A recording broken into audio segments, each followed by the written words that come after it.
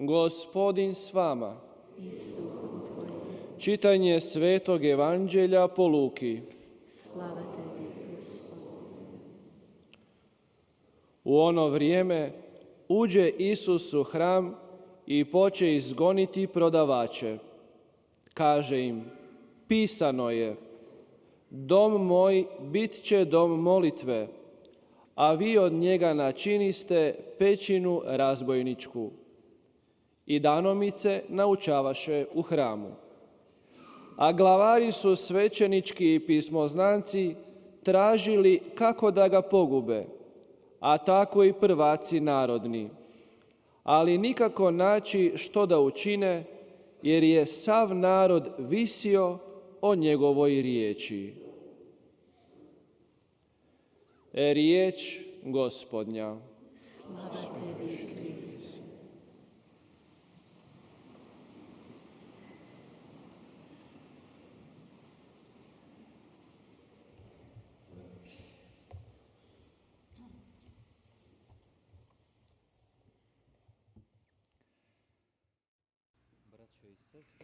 형제자매 여러분,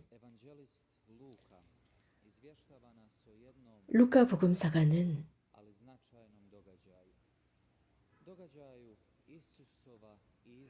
죽음은 어렵지만 의미심장한 에피소드를 전하고 있습니다. 즉 예수님께서 성전에서 장사를 하던 장사꾼들을 성전에서 쫓아내었습니다. 이 사건을 보면서 어떤 신자들은 놀랄 수 있지만 우리를 도와주는 에피소드입니다.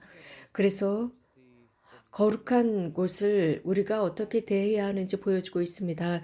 예수님은 성전에 대해 매우 섬세한 태도를 취하십니다. 우리가 거룩한 장소에서 어떻게 처신해야 하는지 보여주고 있습니다. 우리는 자주 대화를 하면서 온 세상에서 여러 다양한 지역이 위협에 처해 있다는 소리를 듣습니다. 그래서 무신론자들에 의해서 성전이 파괴되었다는 소리를 듣기도 하고 또 성전 안에서 교회 안에서 거기에 맞닿는 행동을 하지 못하는 이야기를 들으면서 우리는 슬픔을 느끼고 스캔들이 되기도 합니다.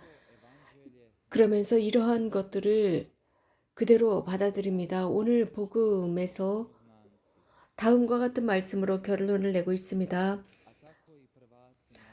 수석사제들과 율법학자들과 백성의 지도자들은 예수님을 없앨 방법을 찾았다. 그러나 어떻게 해야 하는지 그 방도를 찾지 못하였다. 온 백성이 그분의 말씀을 듣느라고 곁을 떠나지 않았기 때문이라고 했습니다. 모든 이러한 사건 속에서 우리가 눈치챌 수 있는 것이 있습니다. 즉 예수님께서 오늘 하신 이 에피소드는 성전을 성전답게 지키는 모습이셨고 또 각 개인이 예수님을 죽이려고 했었던 것에 대해 실패한 모습을 보여주고 있습니다. 또 한편으로는 복음에서 백성들이 예수님의 말씀을 듣느라 그 곁을 떠나지 않았다라는 요소들입니다. 즉, 한 가지 이유 때문이었습니다. 예수님께서 하시는 그 모든 말씀, 그분의 가르침은 그분께서 스스로 실천하시는 것이라는 사실입니다. 제가 저희 동료 형제들과 부제가 되었을 때 그 예절 중에 여러분들이 가르치는 것을 실천하십시오. 실천한 것을 가르치십시오라는 말씀이 있었습니다. 매우 멋지고 단순한 말씀이었지만 대단한 도전이었습니다. 그것을 실천하는 것은 쉽지 않았습니다. 이러한 가르침은 예수님의 말씀과 삶으로부터 흘러나옵니다. 우리들의 현대를 봅시다. 우리들이 거룩한 성전과 교회에서 어떻게 처신하는지 말입니다.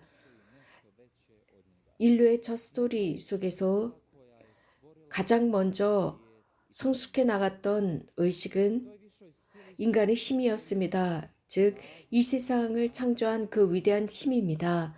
그 위대한 힘은 다름 아닌 여러 다양한 타이틀과 이름으로 불려졌습니다. 우리 그리스도인들에게 있어서 그것은 하느님만이 하셨다입니다. 하늘과 땅을 창조하신 분은 오로지 하느님이시다입니다. 이러한 의식은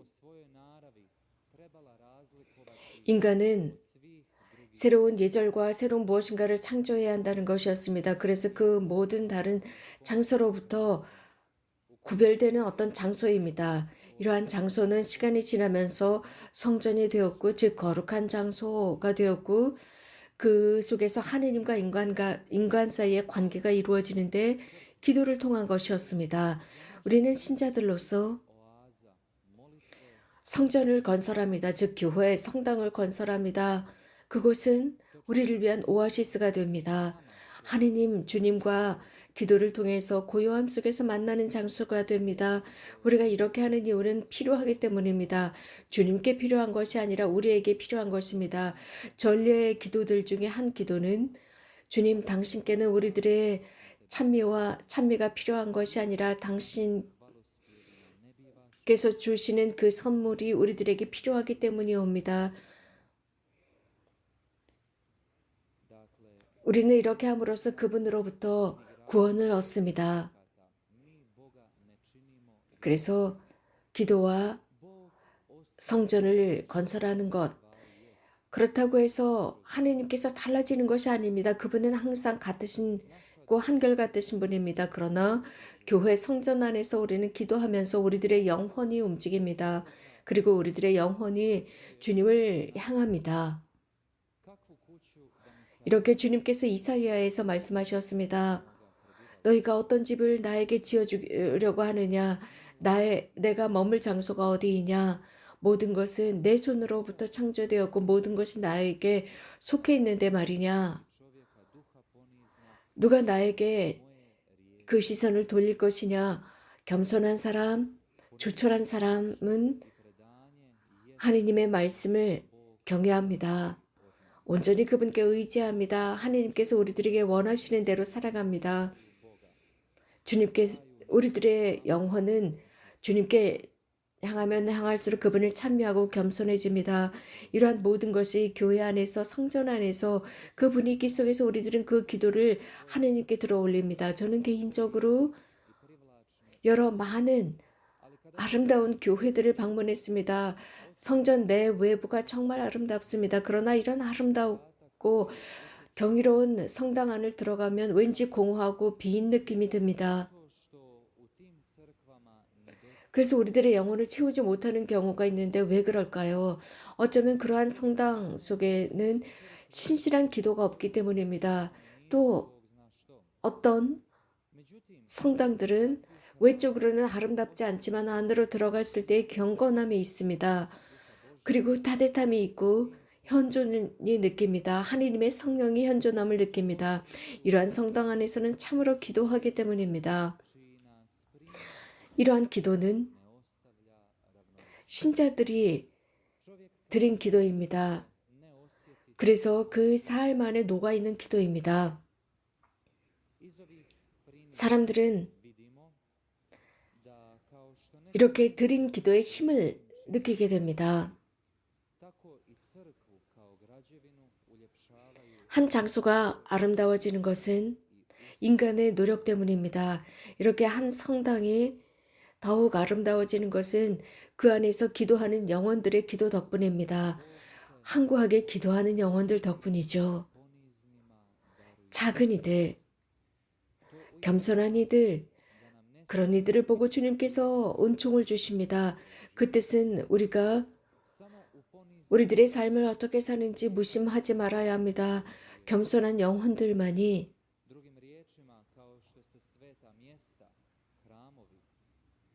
하느님의 은총의 강물 속에 들어갈 수 있습니다. 그래서 우리는 다른 장소와 성전과 구별할 줄 알아야 합니다. 신자들도 마찬가지로 다른 사람들과 구별되어야 합니다. 하느님을 믿는 사람과 신자인 사람과의 구분입니다. 성전, 교회에 관해서 말씀드리면서 생각해 보아야 할 것이 있습니다. 바오로 성인께서 이렇게 기록하셨습니다. 서한들 중에 한 곳에서 우리들의 삶에 관한 기록입니다. 우리들의 육신은 성령의 성전이다 라고 했습니다. 그래서 매 순간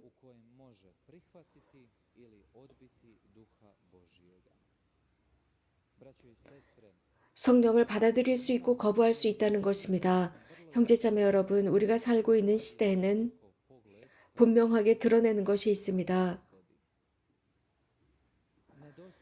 하느님을 향한 관점, 자기 자신을 향한 관점입니다. 겸손이 부족할 때, 또 가르침 앞에 열려 있지 않을 때 이 세상에는 정말 놀라운 일들이 일어나고 있습니다. 그래서 인간을 절망과 두려움으로 이끌어가고 있습니다. 그래서 우리는 분명 우리가 살고 있는 이 시대야말로 적그리스도 시대로서 그 적그리스도의 활동이 온 세상에 퍼져 있다는 것입니다.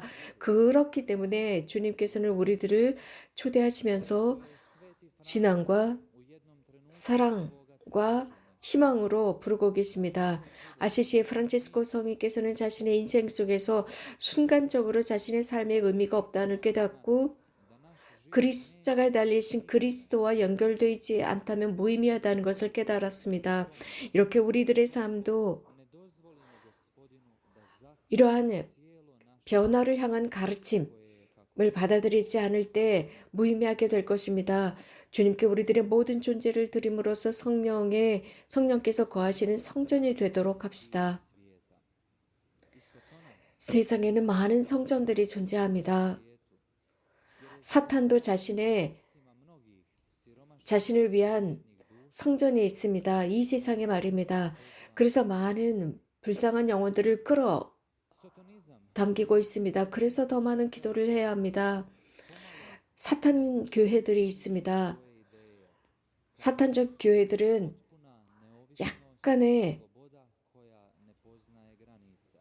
약간의 기회를 얻게 되면 자신들의 이데아를 퍼뜨립니다. 그리고 많은 불쌍한 영혼들을 끌어들이고 있습니다. 한계가 없이 그들은 안갚음과 복수심과 쾌락으로 그들을 끌어들이고 있습니다. 그리고 죄를 숭상하고 죄를 경배하고 그리고 자유방임주의와 자유방임적 섹스 등등으로 사람들을 끌어당기고 있습니다.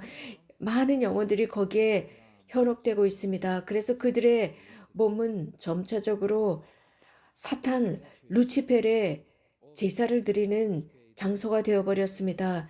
형제자매 여러분, 이러한 사탄적인 이데아가 날마다 모든 사람들을 위협하고 있습니다. 그것은 신자이든 아니든 상관없이 위협하고 있습니다. 신자들이라면 분명하게